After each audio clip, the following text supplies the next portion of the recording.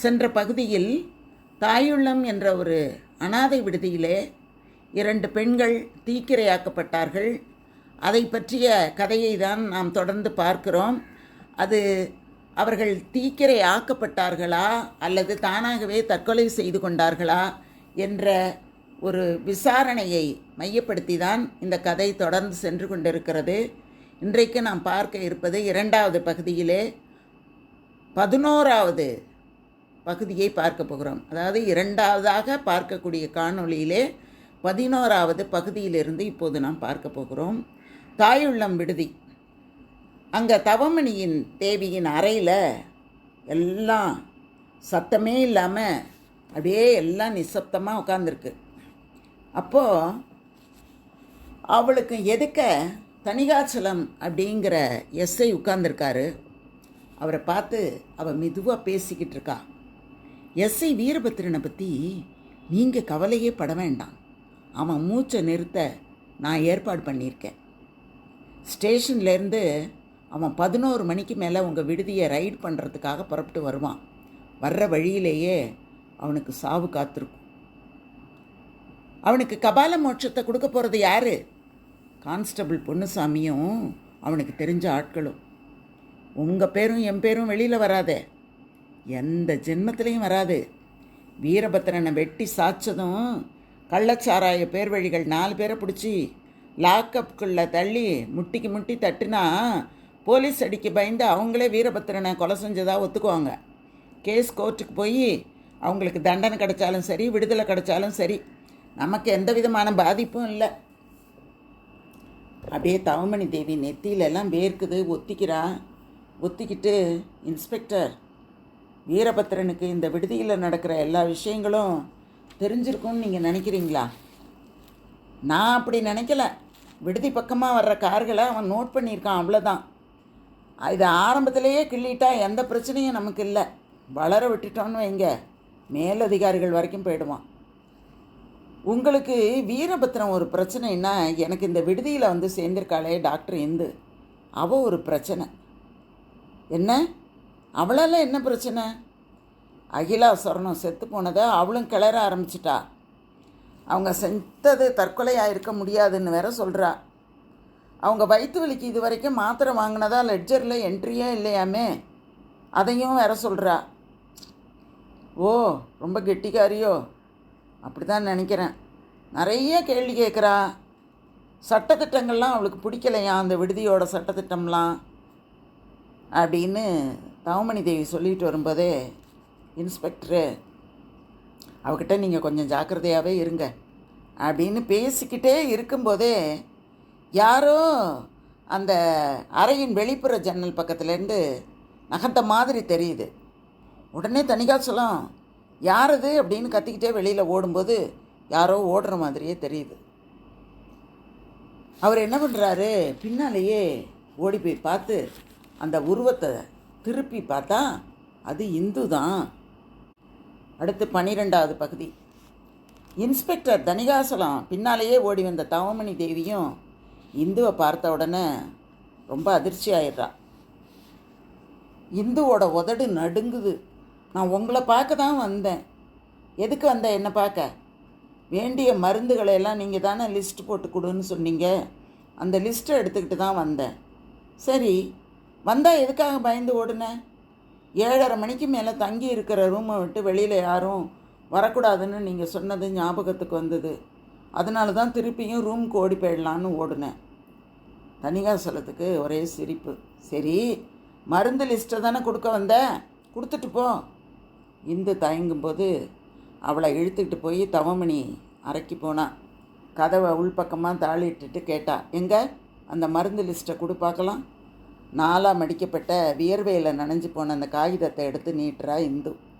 தணிகாசலம் அதை வாங்கி பிரித்து கூட பார்க்காம கிழிச்செறிஞ்சிட்டு, நாங்கள் என்ன பேசிக்கிட்டு இருந்தோன்னு கேட்குறதுக்காக தானே நீ அந்த ஜன்னல் பக்கத்தில் நின்று கேட்ட? இல்லை, நாங்கள் பேசினது எதுவும் உன் காதில் கேட்கல. பொய் சொல்லாத அப்படின்னு சொல்லிகிட்டு இருக்கும்போதே தவமணி தேவி இந்துவை ஓங்கி அறையிறா. திருட்டு கழுத, ஒட்டு கேட்டுட்டு இல்லைன்னு நான் சொல்கிறேன். நான் ஒன்றும் விட்டு கேட்கல. தவமணி இவ பாசாங்கு பண்ணுறா. என்ன பண்ணலாம் இவள? இப்போ இருக்கிற நிலமையில் இவ கதையை உடனே முடித்தா பெரிய பெரிய பிரச்சனையெல்லாம் கிளம்ப ஆரம்பிக்கும்.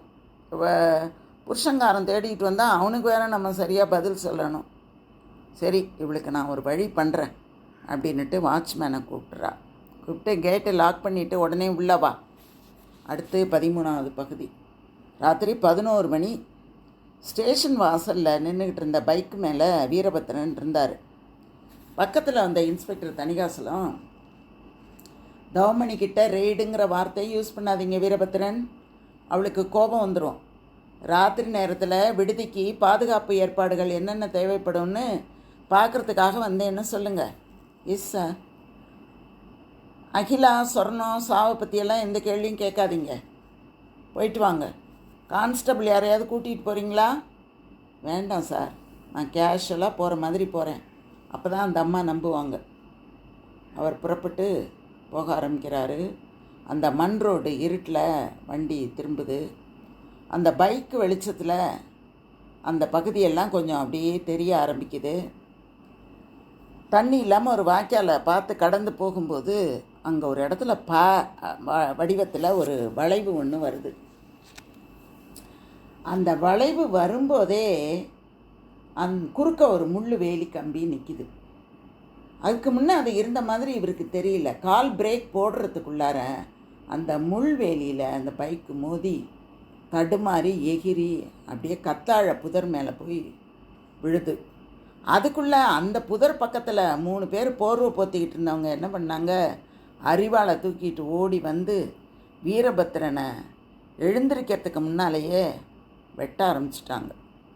அரிவாளால் கழுத்தில் போடல வீரபத்திரன் 2ஆவே போயிட்டார்.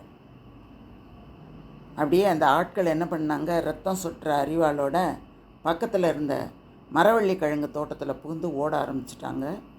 14வது பகுதி. சென்னை போலீஸ் கமிஷனர் மேஜை மேலே அந்த செய்தித்தாள் இருந்தது. முத்தூரில் பயங்கரம், கள்ளச்சாராய கோஷ்டியால் சப் இன்ஸ்பெக்டர் வெட்டி கொலை செய்யப்பட்டார் அப்படிங்கிற ஒரு வாசகமும் ஃபோட்டோவும் நல்ல பெருசாக தெரியுது. எதுக்க விவேக் உட்கார்ந்துருக்கான்.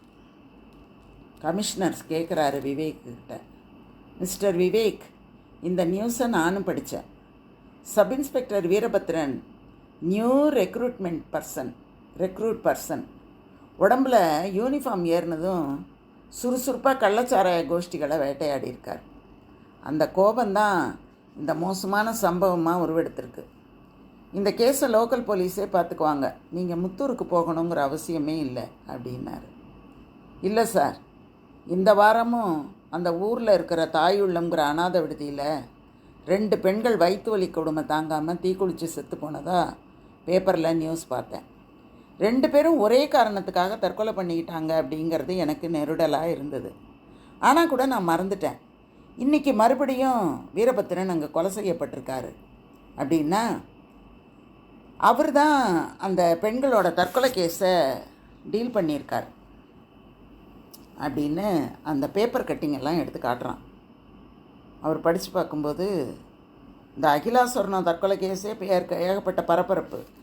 வீரபத்திரன் தான் புதிய விசாரணையில் இறங்கியிருக்கார் அப்படிங்கிறதையெல்லாம் பார்த்த உடனே கமிஷனர் என்ன பண்ணுறாரு, தற்கொலை டீல் பண்ணிக்கிட்டு இருக்காருங்கிறதுக்காக இந்த கொலை நடந்திருக்கணும்னு நீங்கள் சொல்ல வரீங்களா மிஸ்டர் விவேக்? மேபி உங்கள் யூகப்படி அந்த அகிலா சொர்ணங்கிற 2 பொண்ணுங்களும் ஏதோ ஒரு காரணத்துக்காக நெருப்புக்கு பலியாகி இருக்கணும் இல்லையா? Yes sir. அந்த கேஸை கிளறின சப் இன்ஸ்பெக்டர் வீரபத்திரனுக்கு சில உண்மைகள் கிடச்சிருக்கலாம். அகிலா சொர்ணா மரணத்துக்கு காரணமானவங்க சப் இன்ஸ்பெக்டர் உயிருக்கு குறி வச்சுருக்கலாம். இதுதானே உங்கள் அசம்ஷன்? நீங்கள் முத்தூருக்கு என்னைக்கு புறப்பட போகிறீங்க? நானும் கோகுல்நாத்தும் நாளை காலையில் புறப்படுறோம். கமிஷனர் ஆர்வமாக கை கொடுக்கினார்.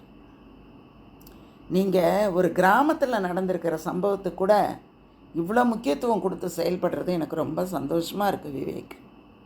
தப்பு எங்கே நடந்தாலும் சட்டம் அங்கே போகணும் சார் அப்படின்னு சொல்லிக்கொண்டே விவேக் என்ன பண்ணுறான், கமிஷனருக்கு ஒரு சல்யூட் அடிச்சுட்டு நேராக வீட்டுக்கு வரான். வாசலில் நின்றுட்டுருக்குற அந்த ஜீப்பில் ரூபலா கோகுல்நாத் 2 பேருமே உட்காந்துருக்காங்க. 3 பேரும் அங்கேருந்து போகும்போது ரூபலா கேட்குறா, என்ன முத்தூர் போக கமிஷனர்கிட்ட விசா பாஸ்போர்ட்லாம் வாங்கியாச்சா? வாங்கிட்டேன். முத்தூர் போகிறது உங்களுக்கு வேண்டாத வேலை. அந்த டிஸ்ட்ரிக்ட் எஸ்பியும் டிஎஸ்பியும் பார்த்துக்க மாட்டாங்களா? அந்த கேஸ் எனக்கு பிடிபட்டு போச்சு ரூபலா. என்ன நடந்திருக்குங்கிறத இங்கேருந்தே என்னால் பார்க்க முடியும். அட, எனக்கு தெரியாமல் ஞான திருஷ்டி கண்ணாடியை எங்கே வாங்கிட்டு வந்தீங்க? ஏய் ரூபி, கிண்டல் அடிக்காத. அந்த முத்தூர் விவகாரம் ஒரு நீர் பூத்த கேஸ். விவேக் விவேக் கோகுல்நாத் குறிப்பிட்டார். அந்த சப் இன்ஸ்பெக்டர் வீரபத்ரன் சாராய கோஷ்டினால் கொலை செய்யப்பட்டிருக்க மாட்டாருன்னு நீங்கள் நினைக்கிறீங்க. ஆமாம், கள்ளச்சாராய கோஷ்டிகளை அவர் 3 மாதமாக ஒழிச்சு கட்டுற வேலையில் இருந்திருக்காரு. அப்பெல்லாம் ஏற்படாத கோபம் வெறி இப்போ மட்டும் அவங்களுக்கு எப்படி வந்திருக்கும்? ஆத்திரமும் கோபமும் எப்போ வேணும்னாலும் வரலாமே. வரலாம். ஆனால் சம்பவம் நடந்த இடம் எதுன்னு பேப்பரில் பார்த்தீங்களா? தாயுள்ள அனாதை விடுதிக்கு போகிற மண் பாதையில் தான் அந்த சம்பவம் நடந்திருக்கு. அகிலா, சொர்ணம் 2 பேரும் தாயுள்ள அனாதை விடுதியில் நெருப்பில் செத்துருக்காங்க. அந்த கேஸை விசாரணை பண்ணுறதுக்கு தான் வீரபத்திரன் போயிருக்காரு. வீரபத்திரன் கொலை செய்யப்பட்ட இடம், தாயுள்ள அனாதை விடுதிக்கு போகிற வழி, சம்பவம் நடந்த நேரம் எல்லாத்தையும் ஒரு கணக்கு போட்டு பார்த்திங்கன்னா ஒரு உருவம் கிடைக்கும். சரி, அந்த கேஸை யார்கிட்ட இருந்து ஆரம்பிப்பீங்க? ஒரு ஆளை ஏற்கனவே ரெட் பென்சிலால் சுழிச்சு வச்சுருக்கேன். யாரை? முத்தூர் போலீஸ் இன்ஸ்பெக்டர் தணிகாச்சலத்தை. எப்படி எப்படி விவேக் சிரித்து கொண்டே, அகிலா, சொர்ணம் நெருப்புக்கு பலியான கேஸில் வீரபத்திரனை இல்வால்வ் பண்ணி தணிகாச்சலம் விலகியிருக்கார். பேப்பர் நியூஸில் தணிகாச்சலத்தோட பேரையே காணுமே. போலீஸ் ரெக்கார்ட்ஸு தணிகாச்சலம் ஒரு திறமையான போலீஸ் ஆஃபீஸர் இல்லைன்னு கம்ப்யூட்டர் சொல்லுது. கமிஷனருக்காக ரூமில் காத்துக்கிட்டு இருந்தப்போ ரெக்கார்ட்ஸு செக்ஷன் கிளார்க்கை டெலிஃபோனில் காண்டாக்ட் பண்ணேன். 2 நிமிஷம் இன்ஸ்பெக்டர் தணிகாச்சலத்தோட உத்தியோக ஜாதகம் என் கைக்கு வந்துருச்சு.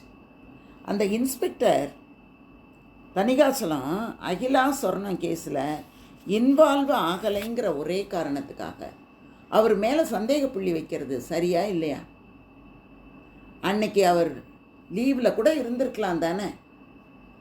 கடந்த 3 மாதமாக அவர் லீவே எடுக்கலைன்னு ரெக்கார்ட் கிளார்க்கு சொல்கிறார்.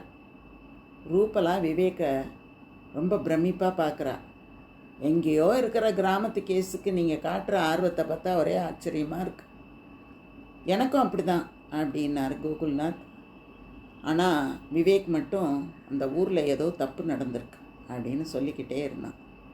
அடுத்து 15வது பகுதி. இந்துவுக்கு விழிப்பு தட்டும்போது வெண்டிலேட்டரின் வெளிச்சம்தான் தெரிஞ்சுது. ஒரு மோசமான கட்டிலில் படுத்திருக்கிறத அவளுக்கு உணரத் தொடங்கினான். இடது மணிக்கட்டில் இருந்த வாட்சு, கழுத்தில் இருந்த செயின், அது எதுவுமே காணும். வயிற்றுக்குள்ளார பசி. எந்த இடத்துல படுத்திருக்கோம் அப்படின்னு பார்வையை சுற்றி முற்றி பார்க்குறா. அலமாரி எல்லாம் இருக்குது, எல்லாத்துலேயும் பூட்டு தொங்குது. அலமாரியில் என்ன இருக்கும் அப்படின்னு பூட்டை போய் இழுத்து பார்த்தா அது ஒன்றும் திறக்க முடியல, இழுக்க முடியல. அந்த நேரம் பின்பக்கம் யாரோ கதவு திறக்கிற மாதிரி ஒரு சத்தம். ஒரு டிஸ்டம்பர் நேரத்தில் இருந்த ஒரு கதவு ஒன்று தானாகவே கொஞ்சம் விலகுது. உள்ளார தவமணி தேவியும் ரஞ்சிதாவும் வர்றாங்க. என்ன டாக்டர் அம்மாவுக்கு இந்த ரூம் வசதியாக இருக்கா, இல்லை வேறு ரூமுக்கு மாற்றலாமா? என்னடி முறைக்கிற? இனிமே உனக்கு எந்த இடம்தான் நிரந்தரம். எங்கள் விடுதியோட ரகசியங்களை தெரிஞ்சுக்கிட்டவங்களுக்கு கொஞ்ச நாளைக்கு இந்த சின்ன அறை தான் உலகம். அப்புறம் இந்த உலகத்தை விட்டு போயிடலாம். இந்து அவள் சொல்ல சொல்ல அப்படியே முறைச்சி பார்க்குறா தவமணியை. உன் புருஷன் உன்னை பார்க்குறதுக்காக ரிசப்ஷனில் வந்து காத்துக்கிட்டு இருக்கான். நீ அவனை பார்க்கணுன்னு ஆசைப்பட்றியா? உடனே இந்துவுக்கு ஒரே உற்சாகம். அவர் வந்திருக்கிறாரா? ஒரேடியாக பூரிச்சு போயிடாத. நீ உன்னோட புருஷனை பார்க்கலாம். ஆனால் அவர்கிட்ட எங்களை காட்டி கொடுக்க முயற்சி பண்ணின உன் புருஷனும் இதே விடுதியில் உயிரை விட வேண்டியது தான். இதை மனசில் வச்சுக்கிட்டு போய் பேசு. இந்த கோலத்தில் போகாத. உன் ரூமில் போய் குளிச்சுட்டு சாப்பிட்டு ட்ரெஸ் பண்ணிக்கிட்டு ரிசப்ஷனில் இருக்கிற உன் புருஷனை போய் பாரு. 15 நிமிஷம்தான் டைமு. இதுக்குள்ளே பேச வேண்டிய பொதுவான விஷயங்களை பேசிட்டு உடனே என்னோட ரூமுக்கு திரும்பிடணும். ரஞ்சிதா, அவளை ரூமுக்கு கூட்டிகிட்டு போ. குளிக்க வச்சு சாப்பிட வச்சு ரிசப்ஷனில் கொண்டு போய் விட்டுட்டு வந்துடு. சரிங்கம்மா. இந்துவை கூட்டி கொண்டு ரஞ்சிதா நகர தவமணி குரல் கொடுத்தாள். ரிசப்ஷன் ரூமில் நீயும் உன் புருஷனும் பேசுகிற ஒவ்வொரு பேச்சும் உடனுக்குடன் என்னோடய ரூமுக்கு வந்துடும். நம் சீலிங்கில் மைக்ரோ ரிசீவர்ஸ் பொதிச்சு வச்சுருக்கோம். நீ மூச்சு விட்டால் கூட அது எங்களுக்கு கேட்கும். உன் புருஷங்கிட்ட எதை பேசணுமோ அதை மட்டும் பேசிட்டு 15 நிமிஷத்தில் திரும்பணும். நான் சொன்னதை மீறி நடந்த அது உனக்கும் நல்லதில்லை, உன் புருஷனுக்கும் நல்லதில்லை. போ. ரஞ்சிதா இந்துவை அழைச்சிட்டு போகிறான். அதுக்கப்புறம் அப்படி போகும்போதே இந்து நினச்சிட்டு மெதுவாக ரஞ்சிதா கிட்ட பேச்சு கொடுக்குறா. ரஞ்சிதா, ராத்திரி பூராவும் நான் இருந்தது அண்டர் கிரவுண்ட் ரூம்மா? எனக்கு தெரியாது. இப்போ மணி என்ன? தெரியாது. என்னோட கணவர் எப்போ வந்தார்? தெரியாது. ரஞ்சிதா, என்கிட்ட எதுவும் பேசாத. நான் உனக்கு ஏதாவது பதில் சொல்லி அது அம்மா காதுக்கு போனால் நான் உயிரோடு இருக்க முடியாது. 2 பேரும் மெதுவாக நடந்து போகிறாங்க. அங்கே போய் ரஞ்சிதாவோட அறைக்குள்ளே விட்டுட்டு, ரஞ்சிதா இந்துவை அறைக்குள்ளார விட்டுட்டு, இதை பாரு, 15 நிமிஷத்தில் குளித்து ரெடி ஆகிடணும். நான் போய் டிஃபன் கொண்டு வரேன். லேட் பண்ண உன் புருஷனை நீ பார்க்க முடியாது. இல்லை, நான் சீக்கிரமே ரெடி ஆகிடுறேன் அப்படின்னு சொல்லிவிட்டு உள்ளே போய் சூட்கேஸில் இருந்து அங்கேருந்து அவள் என்ன பண்ணுறா, புடவை, ஜாக்கெட்டு, உள்ளாடை எல்லாத்தையும் எடுத்துக்கிட்டு கூடவே ஒரு துண்டு பேப்பர், பால் பாயிண்ட் பேனா அத்தனையும் தூக்கிட்டு குளியல் அறைக்குள்ளார போய் நுழைஞ்சி வேறு சேலையை மாற்றிக்கிட்டு அந்த பேப்பரில் பால் பாயிண்ட் பேனாவை வச்சு வேகமாக ஏதோ எழுதி ஒட்டிட்டு அதில் அவள் என்ன குறிப்பிடுறா அப்படின்னா, நான் ஆபத்தில் இருக்கேன், இது அனாதை விடுதி அல்ல, அநீதியான ஒரு இடம். உடனே போலீஸ் அதிகாரிகளை தொடர்பு கொள். அகிலா, சொர்ணம் இவங்கெல்லாம் கொலை செய்யப்பட்டுட்டாங்க. தவமணி தேவிக்கு இன்ஸ்பெக்டர் தணிகாச்சலம் தான் உடந்தையாக இருக்கார். சப் இன்ஸ்பெக்டர் வீரபத்ரன் கொலை செய்யப்பட்டிருந்தா அதுக்கு காரணம் இவங்க தான். விடுதியில் சட்டவிரோதமான காரியங்கள் நடக்கின்றன. இந்த காரியங்களையெல்லாம் தெரிஞ்சுக்கிட்ட என்ன தனியறையில் அடைச்சி சீக்கிரம் கொல்ல போகிறாங்க. கடிதத்தை படித்தோடனே உணர்ச்சி வசப்படாத. இயல்பாக பேசி வெளியில் போன உடனே உயர் போலீஸ் அதிகாரிகளோட தொடர்பு கொள்ளு. இது ரொம்ப அவசரம் அப்படின்னு இந்தி எழுதி அந்த கடிதத்தை ஒரு சின்ன சூயிங் மிட்டாய் மாதிரி மடித்து தன்னோட சட்டைக்குள்ளார மார்புக்கு கீழே வச்சுக்கிறான். வெளியில் வந்து கண்ணாடியை பார்த்து தலையெல்லாம் சீவிக்கிட்டு வெளியில் வரும்போது, ரஞ்சிதா குளிச்சிட்டியா, சீக்கிரம் சாப்பிடு அப்படின்னு உப்மாவையும் காப்பியும் கொடுக்குறான். கடகடன்னு சாப்பிட்டுட்டு புறப்படுறா. சொன்னது ஞாபகம் இருக்கா? வீணா எதையாவது பேசி உன் புருஷனோட உயிருக்கும் உல வச்சிடாத, புத்திசாலித்தனமாக நடந்துக்கோ அப்படின்னு ரஞ்சிதா பேசிக்கிட்டே இவளோட போகிறா. 2 பேரும் அப்படியே நடந்து மைதானம் காம்பவுண்டு கேட்டுக்கு பக்கத்தில் இருக்கிற வரவேற்பறைக்கு வர்றாங்க. நான் வர்றேன் அப்படின்னு ரஞ்சிதா நகர்ந்துக்கிறா. இவ இந்து மாத்திரம் உள்ளே போகிறா. இந்துவோட கணவன் என்ன பண்ணுறான், ஒரு வார இதழை அப்படியே புரட்டிக்கிட்டே உட்காந்துருக்கான். பக்கத்தில் ஒரு ப்ரீஃப் கேஸ் தான் இருக்குது, வேறு எதுவும் இல்லை. அந்த ரூமில் வேறு யாரும் இல்லை. இந்துவை பார்த்த உடனே அவனுக்கு ஒரே மகிழ்ச்சி ஆகிடுது. என்ன இந்து, இங்கே வந்ததும் நீ விஐபி ஆகிட்டியோ? தாலி கட்டின புருஷனை காக்க வச்சுட்டாங்களே அப்படின்னு கேட்டான். சாரிங்க, நான் கிளினிக்கில் இருந்தேன். நீங்கள் வந்திருக்கிறதா தகவல் வந்தப்போ ஒரு பேஷண்ட்டை பார்த்துக்கிட்டு இருந்தேன். ஆமாம், நீங்கள் என்ன திடீர்னு கிளம்பி வந்துட்டீங்க? கம்மிங் சண்டே தானே வர்றதா சொன்னீங்க. ஈரோடு போகிற வரைக்கும் ஒரு வேலை இருந்தது. அந்த அருமை பொண்டாட்டியும் பார்த்துட்டு போகலாமே அப்படின்னு காரை திருப்பிட்டேன். வேலையெல்லாம் எப்படி இருக்கு? ஓகே. இந்த பொட்டல் காட்டுக்கு நடுவில் வந்து வேலை பார்க்கணுன்னு உனக்கு தலையெழுத்து. என்னால் இந்த இடத்துல ஒரு 15 நிமிஷம் கூட உட்காந்துருக்க முடியல. நீ எப்படி தான் இருக்கியோ. எனக்கு இந்த இடம் பிடிச்சி போச்சு. உன் முகத்தை பார்த்தா அப்படி தெரியலையே. தொண்டைக்குள்ளே எதுவோ மாட்டின மாதிரி வார்த்தைகளை நிறுத்தி நிறுத்தி பேசுகிற. அதெல்லாம் ஒன்றும் இல்லை அப்படின்னு சொல்லிக்கிட்டே இந்து என்ன பண்ணா, சுற்றியும் முத்தியும் பார்த்துக்கிட்டே பேச வேண்டாம் அப்படின்னு வாயில் கை வச்சு சைகை காட்டிக்கிட்டே அவளோட மார்பு பகுதியில் வச்சுருந்த அந்த கடிதத்தை எடுத்து அவங்ககிட்ட கொடுத்துட்டு படிங்க அப்படிங்கிற மாதிரி காட்டுறா.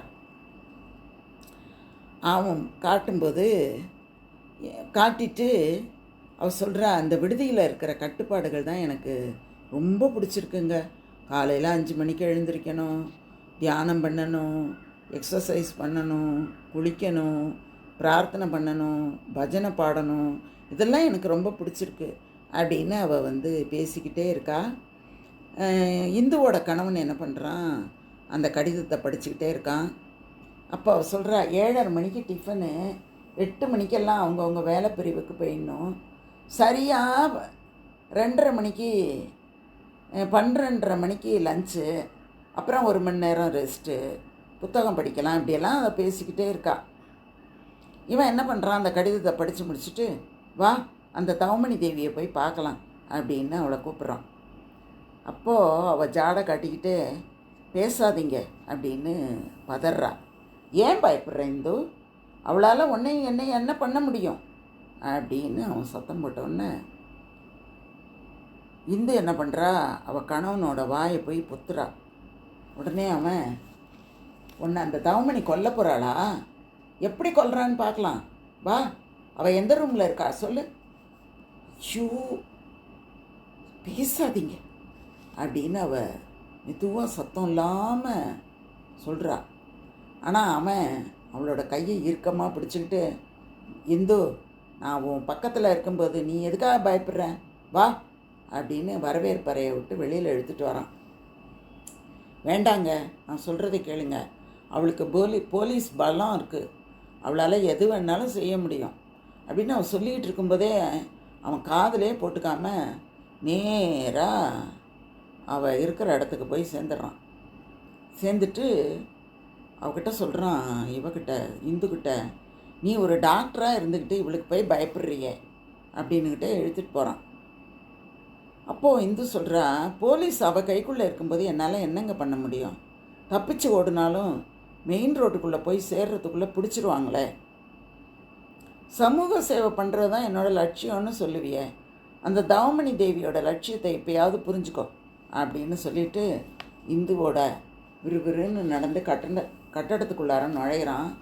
ஸ்டூலில் உட்காந்துருந்த ரஞ்சிதா எழுந்திரிச்சு நிற்கிறான். எங்கே அந்த தவமணி தேவி அப்படின்னு அவன் கேட்டவுடனே டீ குடிச்சிக்கிட்டு இருந்த தவமணி தேவி அப்படியே நிமிர்ந்து பார்க்குறா. பார்த்துட்டு, என்ன லெட்டர் கொடுத்தாளா? ஆமாம் மேடம். இந்துவோட கணவன் சிரிக்கிறான். நேற்றுக்கு ராத்திரி நானும் இன்ஸ்பெக்டர் தணிகாசலமும் பேசினதை இவ கேட்டது நிஜம். ஆமாம் மேடம் அப்படின்னு அவன் சொன்ன உடனே இந்துவுக்கு அப்படியே இதயம் நொறுங்கியே போச்சு. உனக்கு உன் கணவனை 2 வருஷமாக தான் தெரியும், ஆனால் அவன் எனக்கு பழைய கஸ்டமர். தங்க பிஸ்கட் பேரத்தில் இவரை மிஞ்ச தமிழ்நாட்டில் ஆளே கிடையாது. உனக்கு உண்மையிலேயே இந்த விடுதிகளோட ரகசியங்கள் தெரியுமா இல்லையா அப்படின்னு தெரிஞ்சுக்க தான் உன்னோட கணவரை, அதாவது என்னோட கஸ்டமரை ஃபோன் பண்ணி வர சொன்னேன். அவர் உன்னை காப்பாற்றுவாருங்கிற நம்பிக்கையில் அழகாக லெட்டர் எழுதி அப்படின்னு அவர் சொல்லிகிட்டு இருக்கும்போதே இந்து கோபமாக திரும்பி பேச ஆரம்பிக்கிறான்.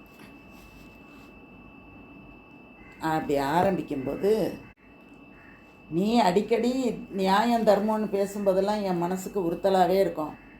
ஏன்னா அதுதான் என்னோட நிழல் காரியம். நான் அப்பேற்பட்ட ரகம்தான். என்னைக்கு இருந்தாலும் என்னை பற்றின உண்மை உனக்கு தெரியும் போது நீ என்னை போலீஸில் காட்டி கொடுத்துருவேன்னு நான் நினச்சேன். உன்னை என்னோடய வாழ்க்கையிலேருந்து அப்புறப்படுத்துறதுக்கு நான் தான் இந்த இடத்துல டாக்டர் தேவைன்னு விளம்பரம் கொடுக்க வச்சேன். உன்னை இங்கே நான் தான் வரவழைச்சேன்.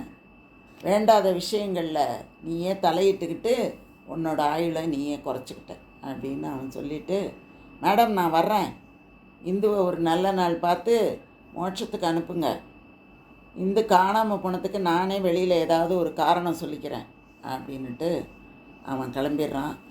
அவன் காரி அவன் மூஞ்சியில் துப்புறான். அவன் அதோட போயிடுறான் குட் பை சொல்லிவிட்டு.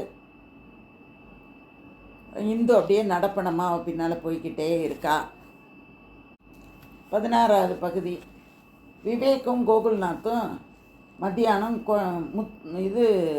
முத்தூர் வந்துடுறாங்க. 102 டிகிரி வெயில். 2 பேரும் வெள்ளை வேட்டி சட்டை போட்டுக்கிட்டு, துண்டு போட்டுக்கிட்டு, கண்ணில் கருப்பு கண்ணாடி போட்டுக்கிட்டு, வாயில் வெத்தலை பாக்கு போட்டுக்கிட்டு அப்படியே அவங்க வராங்க. அங்கே கான்ஸ்டபிள் பொன்னுசாமி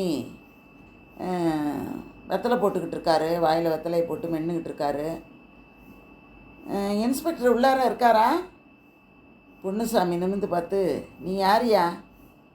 நான் தான் பொள்ளாச்சி பக்கம். இவர் என்னோடய மச்சினர்.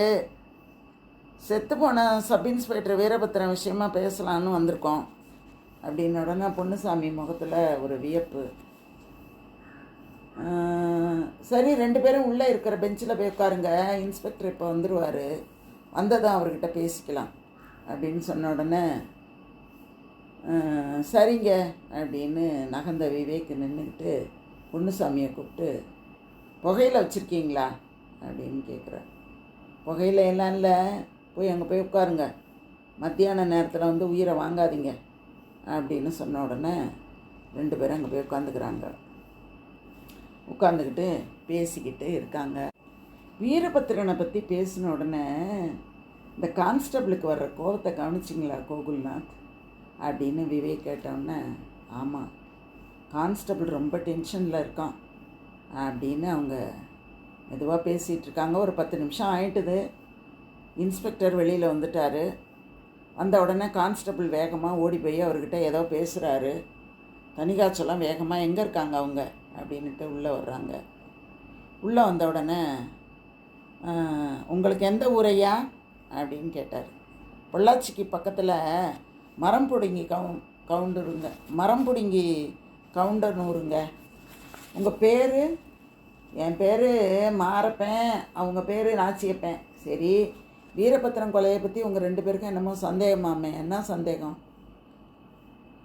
வீரபத்திரனை கொலை பண்ணது கள்ளசாராய ஆளாக இருக்க முடியாதுங்க. அவர் 2 நாளைக்கு முன்னால் வெள்ளக்கோயில் பஸ் ஸ்டாண்டில் என்னை பார்த்து பேசினப்போ அந்த 2 பொண்ணுங்களும் செத்ததில் என்னமோ மர்மம் இருக்குது, அதை கண்டுபிடிக்கிற முயற்சியில் தான் இருக்கேன், இதனால் எனக்கு ஏதாவது ஆபத்து வரலாம், காக்கி ட்ரெஸ்ஸை மாட்டிக்கிட்டு உயிருக்கு பயந்தா முடியுமான்னு கேட்டார். வீரபத்திரன் உனக்கு சொந்தமா? ஆமாங்க, தூரத்து சொந்தம் விட்டு போயிடக்கூடாதுன்னு என் கொழுந்தியார் ஆக்கமாவையே கட்டி வச்சிட்டோமுங்க, நினச்சிக்கிட்டு இருந்தோம் கட்டி வச்சிடலான்னு அப்படின்னு பேசிகிட்டு இருக்கும்போதே இவர் என்ன பண்ணார், தனிகாச்சலம் மேஜை மேலே இருந்த எல்லாத்தையும் எடுத்துக்கிட்டு அந்த 2 பேர்கிட்டையும் போனார்.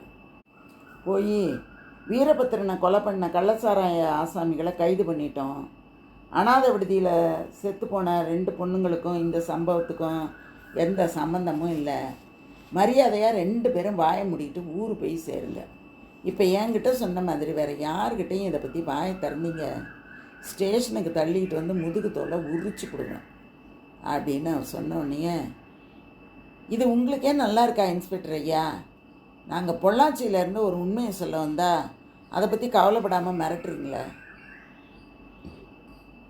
இந்த பாரு இன்னொரு வார்த்தை பேசின லாக்கப்புக்குள்ளே தள்ளி முட்டி தட்டிடுவேன், அப்போ நான் அங்கே சொன்னது உண்மையாக பொய்யான்னு கூட விசாரிக்க மாட்டிங்களா? எதுக்கு விசாரிக்கணும்? நான் என்ன சொல்கிறேனோ அதான் நெசம். இந்த கேஸை பற்றி வெளியே யார்கிட்டையாவது பேசுகிற மாதிரி எனக்கு தெரிஞ்சுது, 2 பேரும் ஏதாவது ஒரு கேஸில் புக் பண்ணி உள்ளே தள்ளிடுவேன். என்ன இவர் வரட்டுறதை பார்த்தா எனக்கு பயமாக இருக்குது அப்படின்னு ஒருத்தர் சொன்னோன்னே, என்ன சொல்கிற அப்படின்னுட்டு லத்தியை உயர்த்தி விவேக்கோட தோள்பட்டைக்கு அடிக்கிறதுக்கு வர்றாரு தணிகாச்சலம். கோகுல்நாத் அந்த லத்தியை அப்படியே பாதியிலேயே பிடிச்சிட்டு, மிஸ்டர் இன்ஸ்பெக்டர் அப்படின்னு கூப்பிட்டு சட்டை பாக்கெட்டில் இருந்த நீல நிற உத்தியோக அட்டையை எடுத்து இன்ஸ்பெக்டர் மூஞ்சில் நீட்டினான்.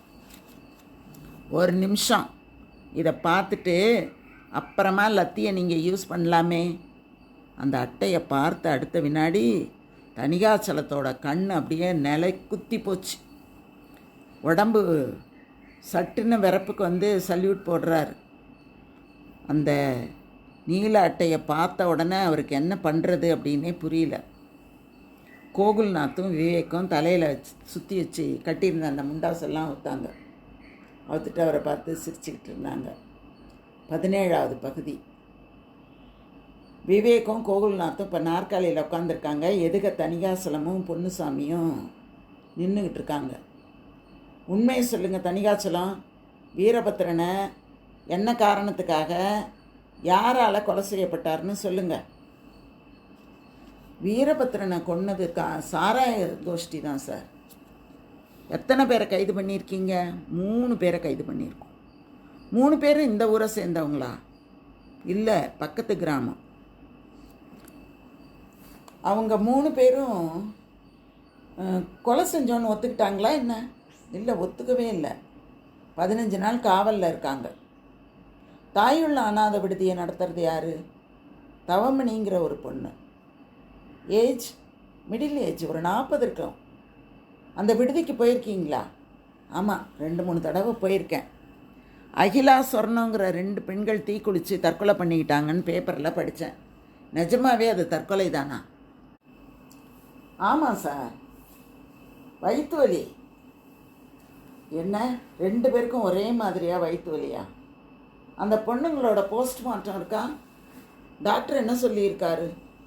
சூசைடுன்னு தான் சொல்லியிருக்காரு. சரி. நம்ம வீரபத்திரன் ஸ்டேஷனை விட்டு எத்தனை மணிக்கு போனார்னு சொல்லுங்கள். 11 மணிக்கு. எங்கே போனார் அவர்? கள்ளச்சாராய கோஷ்டியை பிடிக்க போயிருந்தா கான்ஸ்டபிளோட ஜீப்பில் தானே போயிருக்கணும். ஆமாம் சார். பின்ன ஏன் பைக்கில் போனார்? நான் கூட வீரபத்திரன்கிட்ட அந்த கேள்வியை கேட்டேன். முதல்ல வேவு பார்த்துட்டு வந்து அப்புறமா கான்ஸ்டபிளை கூட்டிகிட்டு போகிறேன்னு சொன்னார். நீங்கள் தானே ஸ்டேஷனுக்கு சுப்பீரியர். நீங்கள் சொன்னால் அவர் கேட்க மாட்டாரோ? மாட்டார் சார். கிராமத்து ஜனங்கக்கிட்ட நல்ல பேர் வாங்கணுங்கிறதுக்காக இந்த தடாலடியாக நடவடிக்கையில் இறங்குவார். திடீர்னு கள்ளச்சாராய வேட்டைக்கு போகிறேன்னு பர்மிஷன் கேட்பார். நானும் எத்தனையோ தடவை சொல்லி கூட அவர் கேட்கவே இல்லை. சரி, நாங்கள் பேசும்போது எங்களோட வார்த்தைகளை எல்லாம் நீங்கள் ரொம்ப அலட்சியமாக பேசுனீங்களே வந்தபோது. இப்படி தான் ஊர் ஜனங்கக்கிட்டேயும் நடந்துக்குவீங்களா? இல்லை சார், அது ஏதோ தெரியாமல். இல்லை தணிகாச்சலம், கொலை செய்யப்பட்ட சப் இன்ஸ்பெக்டர் வீரபத்திரனை பற்றி யாராவது ஒருத்தர் ஸ்டேஷன் படியேறி வந்து ஒரு உண்மையை சொன்னாலும் அதுக்கு பரிசு உங்கள் லத்தியடி தானா? Sorry sir. பொதுவாகவே கிராமத்து ஜனங்க ஏதாவது ஒரு கேஸுன்னா அதுக்கு கண்ணு மூக்கு காது வச்சு ஒரு பெரிய விவகாரமாக்கிடுவாங்க. அதனால் எதையாவது சொன்னால் அப்படியே நம்பிக்கிட்டு வந்து கேஸ் போட சொல்லி கேஸையே மாற்றிடுவாங்க. அதனால தான் நான் கொஞ்சம் உங்ககிட்ட கோபமாக நடந்துக்கிட்டேன். சரி, அகிலா சொர்ணம் கேஸை பற்றி உங்கள் உண்மையான அபிப்பிராயம் என்ன? தற்கொலை தான் சார். அந்த கேஸை நீங்கள் ஏன் டீல் பண்ணல? வீரபத்திரன் அந்த கேஸில் ரொம்ப ஆர்வமாக இருந்தார். அதனால தான் அவரை செய்ய சொல்லிவிட்டு நான் ஒதுங்கிட்டேன். தாய் உள்ள அனாதை விடுதிக்கு தவமணி தேவியை சந்தித்து பேசலான்னு ஒரு எண்ணம் இருக்குது எங்களுக்கு. வரீங்களா?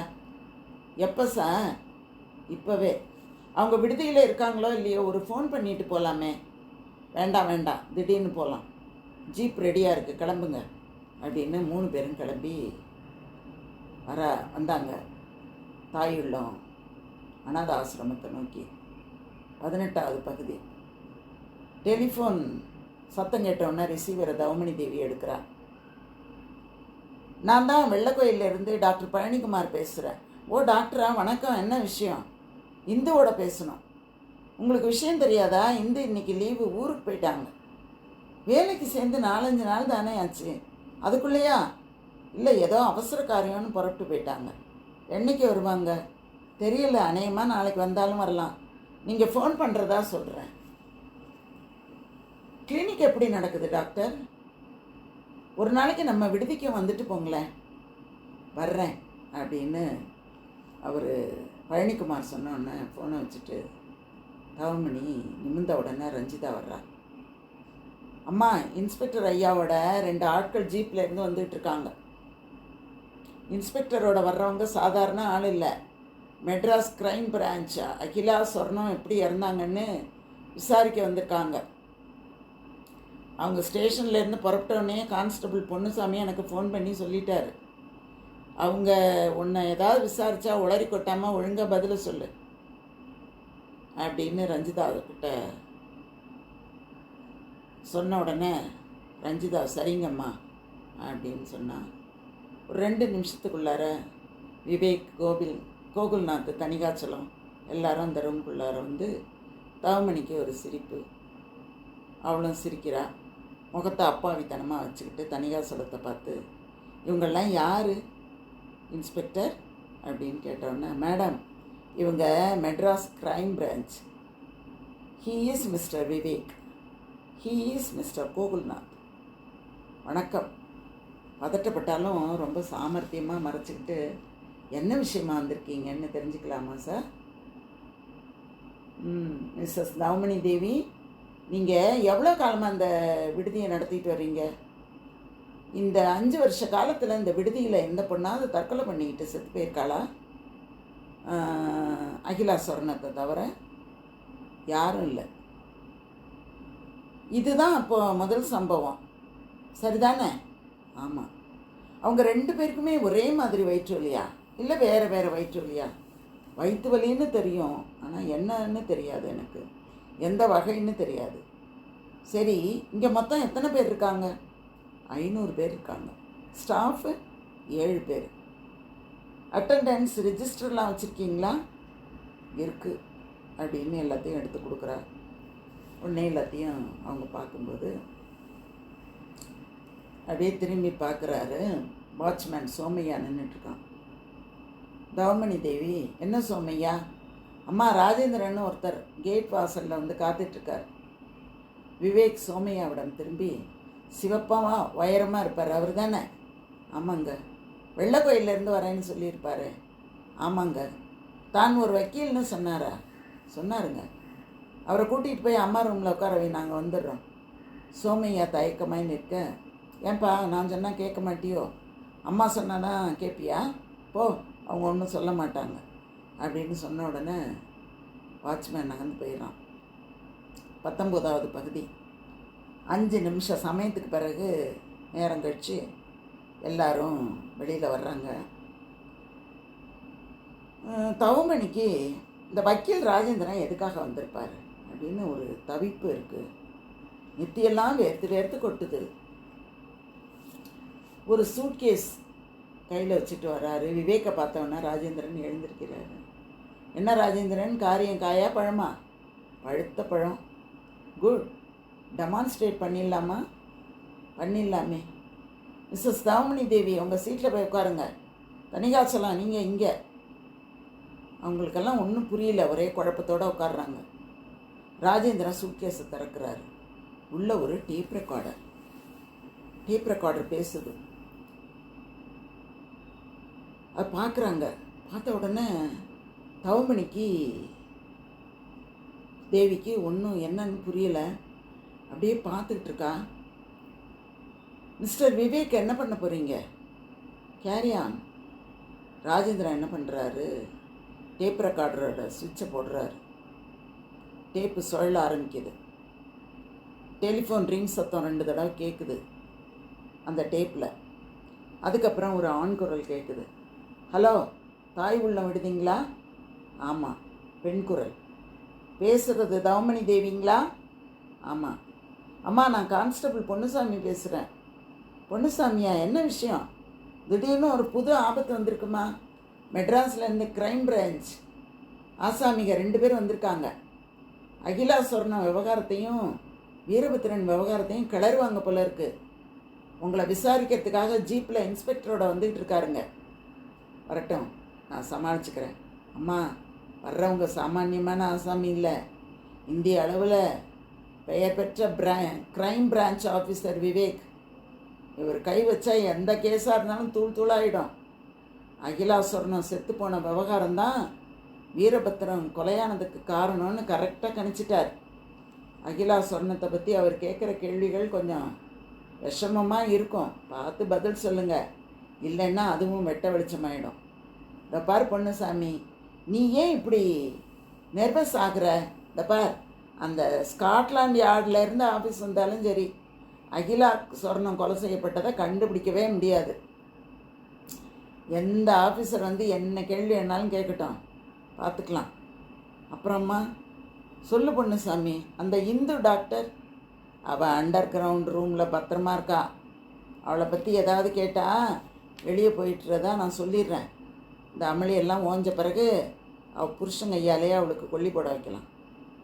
நான் புள்ள குட்டிக்காரன், என்னை மாட்டி விட்டுறாதீங்கம்மா. நீ எதுக்கும் கவலைப்படாத பொன்னுசாமி, நான் பார்த்துக்கிறேன்.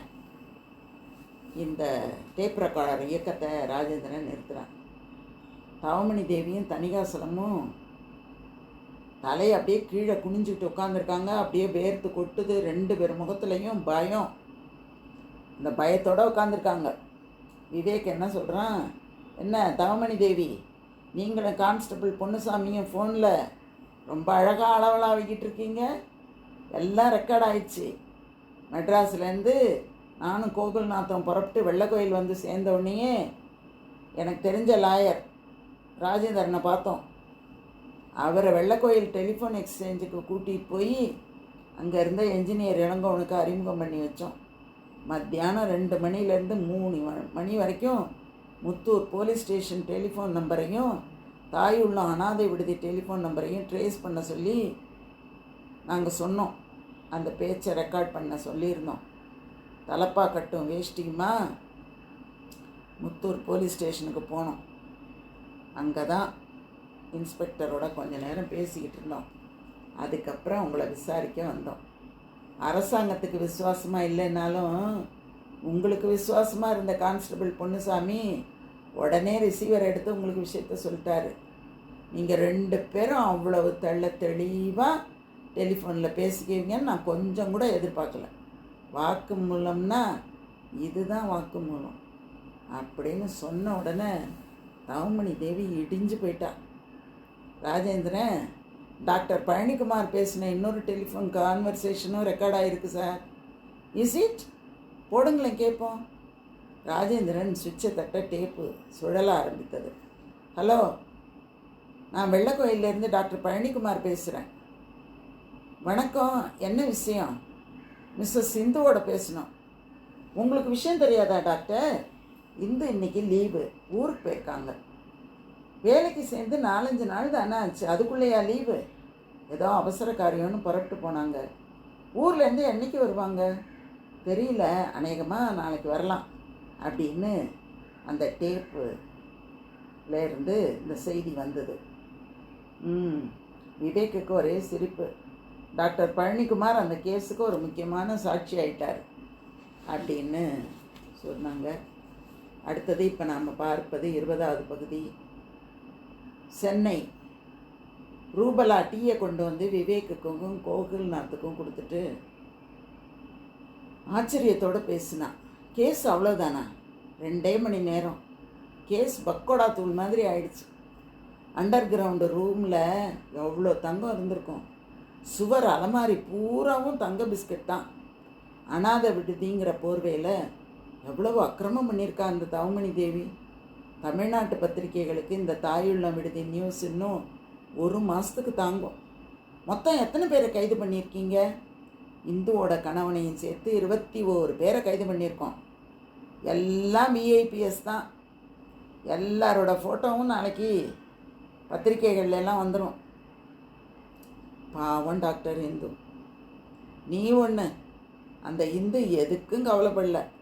புருஷனை ஏக வசனத்தில் திட்டிட்டு என்கிட்ட என்ன கேட்டா தெரியுமா? சார், மெட்ராஸுக்கு வந்தால் எந்த அனாதை விடுதியிலாவது எனக்கு என்ன வேலை கிடைக்கும்னு பார்த்து சேர்த்து விடுங்க சார் அப்படின்னு சொன்னான். இந்து வாழ்க அப்படின்னு ரூபலா சொன்னான். இப்படி இந்த கதையை ஆசிரியர் முடிக்கிறாரு. நல்ல சுவாரஸ்யமான கதையாக இருந்தது. சரி, அந்த கதையை உங்களுக்கும் கொடுத்தா நீங்களும் ரொம்ப மகிழ்ச்சியாக கேட்பீங்களே அப்படிங்கிறதுக்காக தான் இந்த கதையை நம்ம பதிவு பண்ணி உங்களுக்கு கொடுத்துருக்கோம். ரொம்ப மகிழ்ச்சி. தொடர்ந்து கேளுங்க. நிறைய கதைகள் உங்களுக்காக காத்து கொண்டிருக்கின்றன. நன்றி, வணக்கம். வாழ்க வளமுடன்.